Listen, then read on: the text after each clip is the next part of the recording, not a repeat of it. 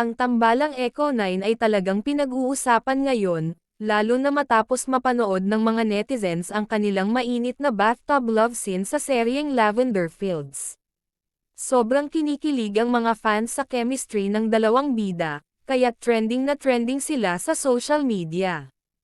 Ang eksenang ito ay naging usap-usapan dahil sa matindi nilang emosyon at natural na acting. Marami ang humahanga sa kanilang pagkakaportray ng mga karakter, na nagdala ng kilig at excitement sa mga manunood. Hindi mapigilan ng mga fans na mag-post ng kanilang reaksyon sa mga platforms tulad ng Twitter at TikTok.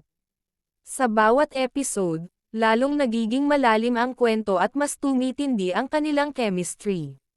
Nakapagdagdag din sa kasikatan ng tambalan ang kanilang effortless na pagpapakita ng lamang at pagmamahalan. Patuloy na tinututukan ng mga manunood ang Lavender Fields, umaasang mas marami pang kilig moments mula sa Echo 9. Maraming fans ang umaasang magiging real-life couple rin sila dahil sa kanilang closeness on and off screen.